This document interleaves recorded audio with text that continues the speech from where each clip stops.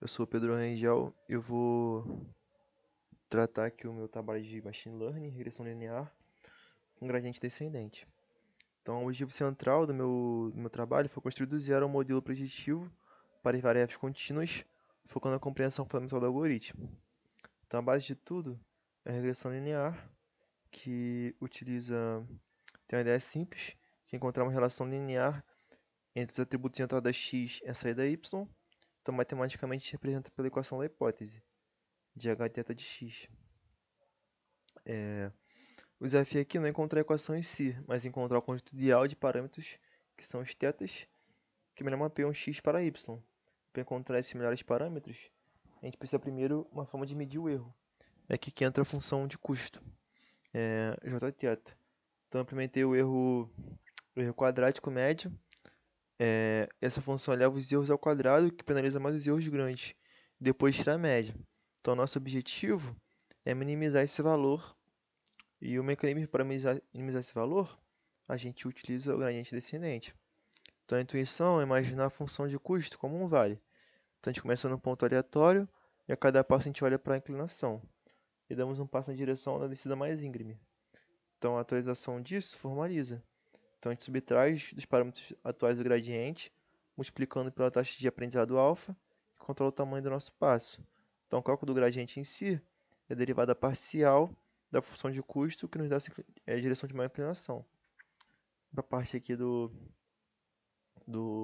da implementação do algoritmo, tem a classe das métricas, que, que foi implementada uma função de avaliação, por exemplo, é o map, que utiliza ali um pequeno epsilon no denominador, que evita a divisão por zero.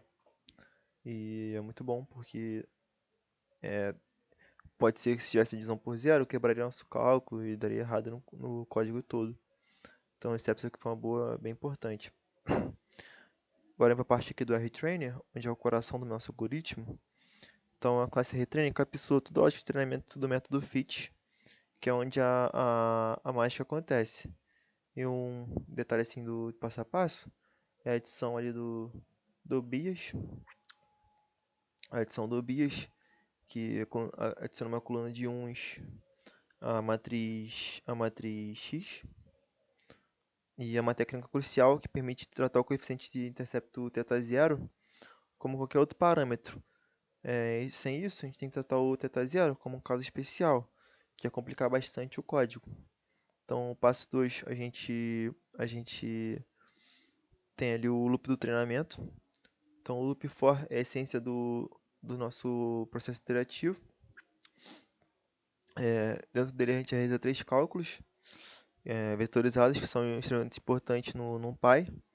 Então, primeiro a gente pega ali o predictions, que é a implementação vetorizada da fórmula da hipótese, calcula as previsões para todos os exemplos de uma vez só. Depois a gente calcula os gradientes, calcula o gradiente,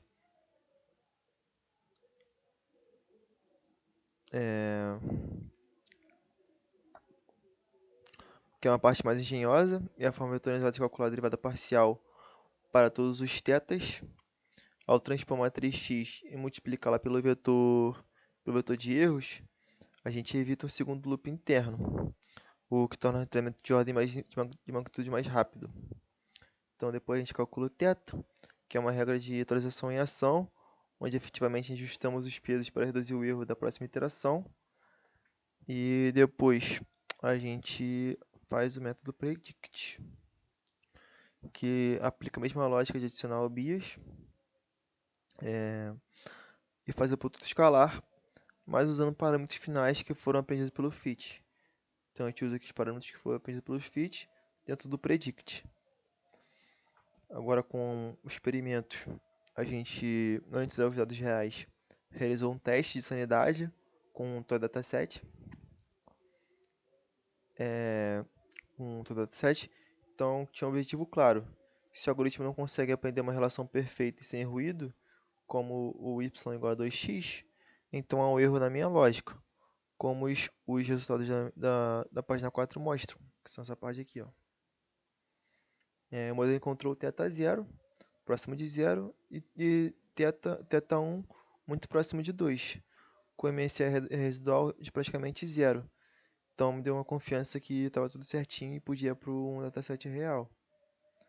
Então, para o experimento principal do dataset, California Hosting, que eu peguei lá no site.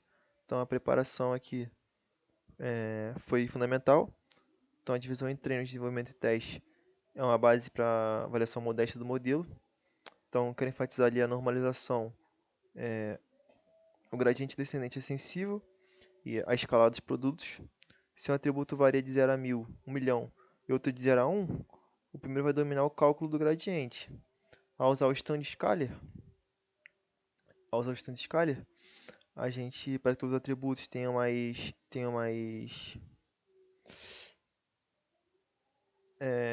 média 0 de padrão 1, então a gente garante que um gradiente desça de forma muito mais suave e rápida, permitindo usar uma taxa de aprendizado mais eficaz.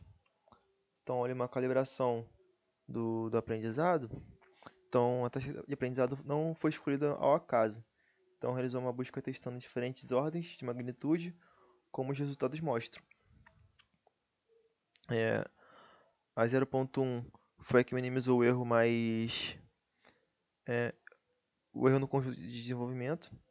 Então, com essa taxa, eu treinei o modelo final, unindo os dados de treino e desenvolvimento, usando mais interações para garantir a convergência.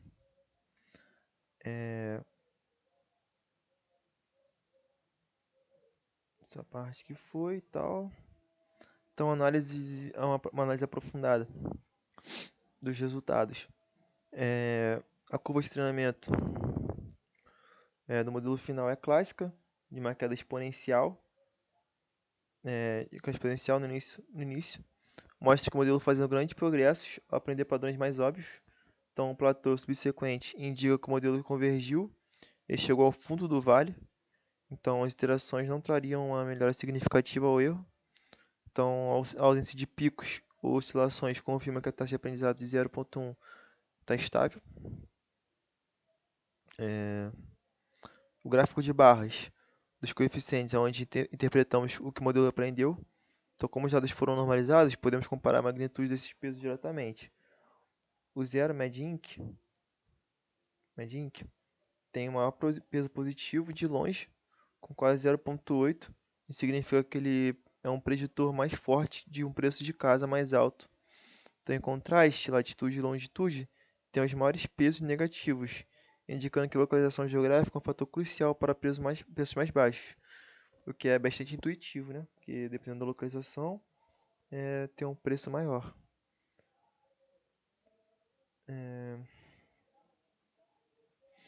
Aqui uma discussão sobre overfitting e underfitting.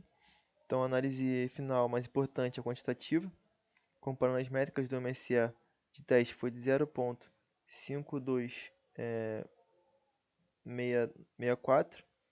Então, é notável que excelente que o erro de teste seja um pouco menor que o treino. Então, isso fornece uma evidência extremamente forte que o modelo não está com overfitting. Então, só não apenas memorizou os dados de treino, então ele aprendeu o padrão subjacente e conseguiu generalizar esse conhecimento de forma eficaz para todos os dados completamente novos. Então, a conclusão de tudo. Então, em resumo, esse projeto não foi entregou um modelo funcional de regressão linear, mas fez uma implementação própria que reforça a compreensão dos mecanismos internos do gradiente descendente. Então, desde a validação da lógica com dataset simples até uma metodologia rigorosa de pré-processamento, calibração e análise em um dataset real, cada passo foi tomado para garantir um resultado robusto e bem fundamentado. Então, o modelo final se mostrou preciso e com ótima capacidade de generalização, cumprindo todos os objetivos propostos para o trabalho. Então, é isso, professor. Agradeço pela compreensão e atenção e obrigado.